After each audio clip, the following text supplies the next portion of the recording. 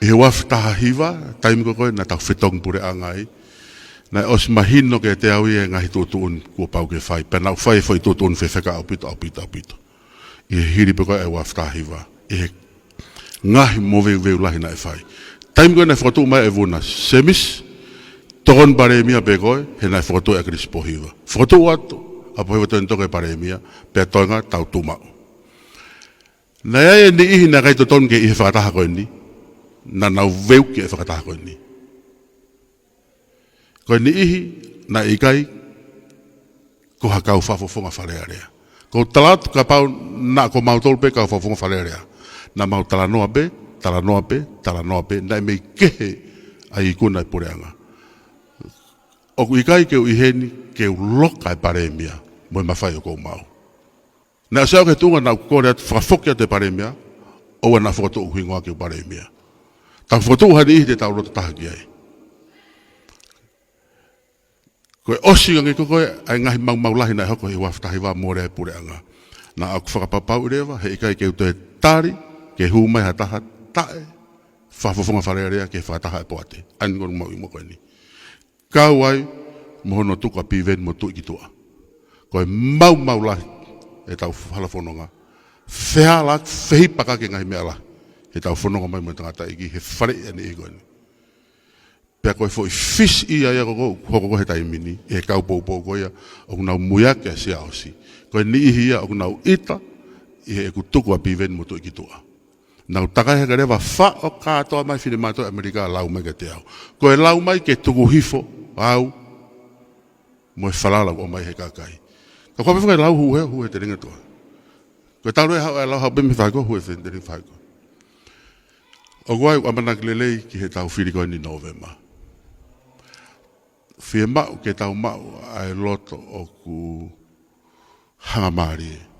E whie mau ke to e tau whehi ame tau to. Ni kono ke tau lau koe he social media. Whie mau e ke mō mawahe me ai. Koe ngahi mea ia o tau ke hu ki ai he taimini.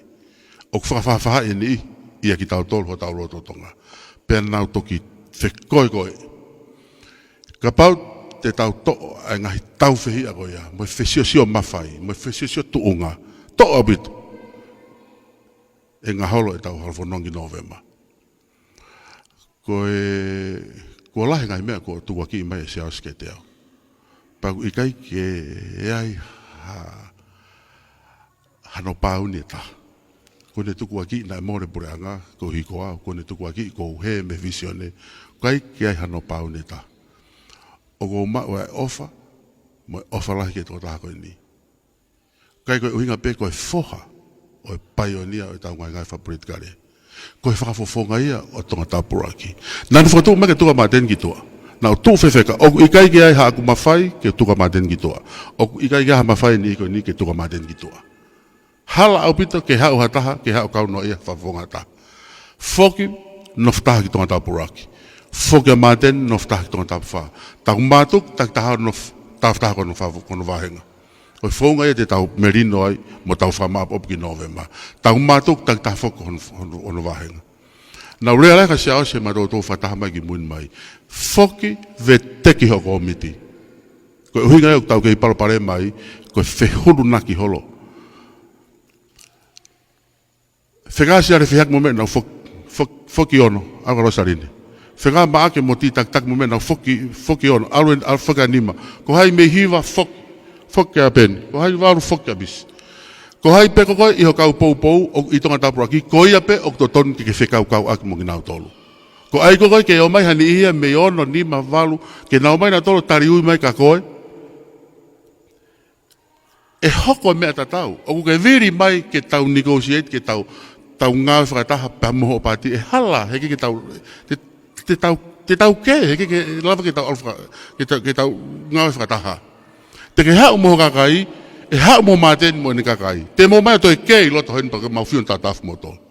Mo whoki, tak tahu mai mo wahenga.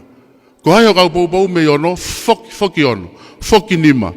Ko taim koe te tau uia e ngahi kurupu ke tau uo whaikawa mo whamama whana koe, mo whai whamama popo. Te nau hau nau tolu mihe ngai whafofonga koe, o nau ngahi wahenga. He ke na hana tonga tari wika koe, no whakoi hen tonga tau praki o mina tōmi he, te tau whirungak pe he, te tau wālau lahi whamana vai. Mea ta tau pe ko ingai koe nau tuku ai ka nikon ki tua. Koe ka kaipe o tonga tau praki, tene toki to a se aos ki tua. Pea mou tala mai ko hai te tau oki ai, te alatu lewa o mui mui, ko hai te mou whiri mai. O ku hala au bito, ke u tutuuni atu ai, ke mou whiri i he, pe au ai whiri he. Ko hai e whawafonga i ngai wahenga, koe mea ia e kakai wahenga koe ake nau tala mai. Koe foi selection process koe nina o si whakahoko mai tau ko osi. Kai a taha ku pore ke whiri o atataa be matapā. Kai ke tau tātā puni ha matapā ke. Ataa matapā ke hataha ke humai pe. A o beke ngai wahenga koe ni. Kai a tau ne whee pore a pensi matifitau, ataa be matapā. Koe tau whonga wha te mga tia. O ikai ke tau loko loka hama whai, o ikai ke tau loko loka hama whainga mareka ni ike. Ka kua pau ke whakama opo opo e he kakai ho nau loto, ko hai o lahi taha a ene whainga marie moe whalala e tuke he kakai. Ka pehe mai tonga tapuraka e te ahu e ahoni o kueke mau te whalala ka siaos, te mau whalala ki he, te tau hiki ki he. He koe loto e kakai, koe tutune e kakai. Koe loto o e kakai, koe majority rule, people's choice. Aia koe ni ikoni koe mei tonga tapuraka koe ni tau i he ni i he e fia fini ko tui pe mo whanonga le rei ke ngai mea hoko.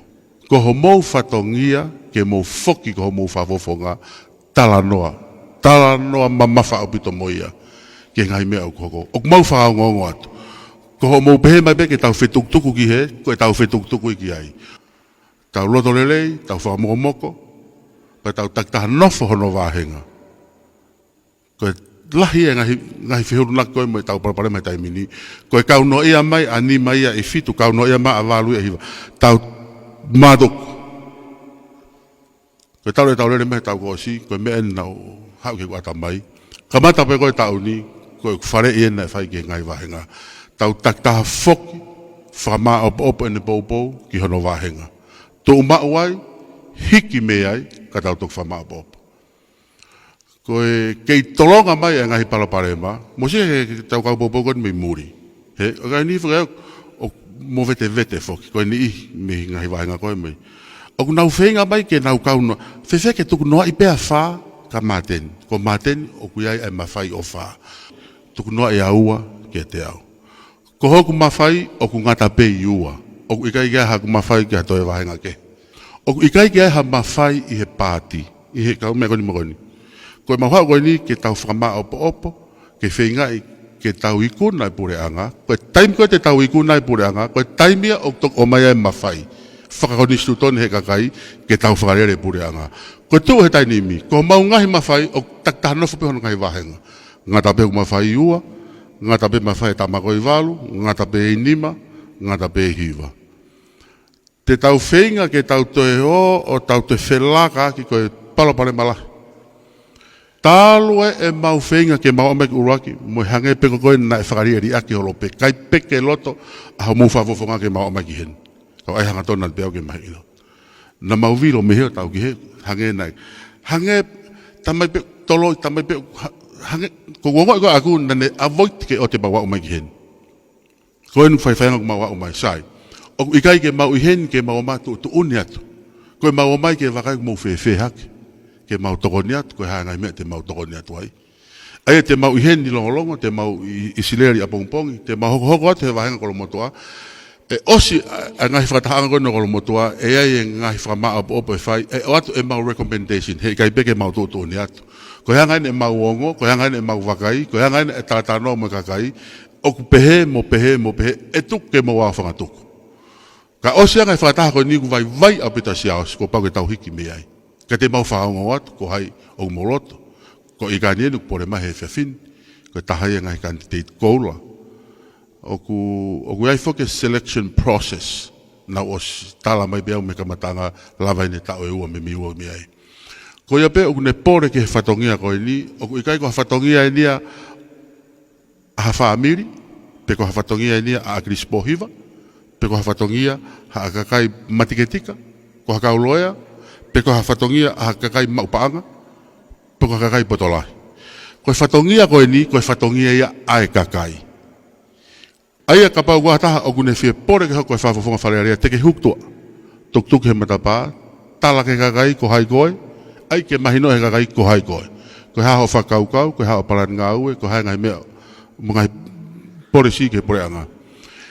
E tuku rewa e taimi whiunga ke kakai, ke nau hanga o sivi a ki mou tolu koe, o mou pore ke whahako e whatongia. E tomu a tala mai he kakai, ka tiki mau tolu, ko hai o kulahi taha hono whainga maari e, ko taimea te mautoki unu mai ai, ke poupoi, mo teke whafofonga koia. O ikai ke mauha o tala atu, aia mea kono ngā o kuahano matai tohi pau, tau kei ngā ue, halalahi apitoia. Aia koe niku tau whanongo niku pore a ikan, ke he whatongia, pako poupou atu mo tala monu. Ko whane fitu afe me tonga tapu ono. Nau tala foi selection process ko ni maas tau ko osi. Ngā ua rewa e whiwhine koe ni mo yung kandidate e ua makehe.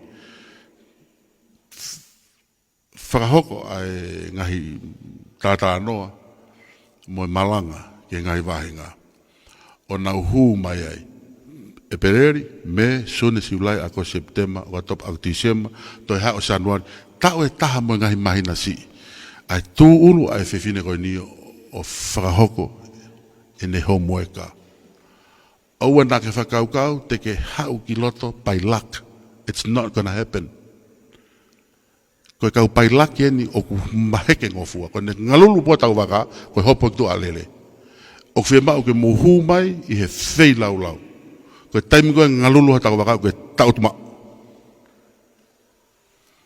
Koe whaungai o ko loto ai, ke whakakato aki e tau tokongo furu hule loto ngani. Koe ono koe ni ukto. O smau e taha. Toi ono. Koe ono kone o toi, o kunau osi ofi atu, ke whiri ki nau tolu mo whahingoa. O kwai ni ihi ai kona osi whei lau. Lolo tonga whei lau. Ka kua paupe ke tau whakakakato, ai foi tu process. Te tau alupo au kato unga, e pau ke whai e savea. Ko e tau awea, ai to tonu, kakato, ki he kakai o e wahenga, ke omi e nau whakaukau. Mo nau loto. Malo.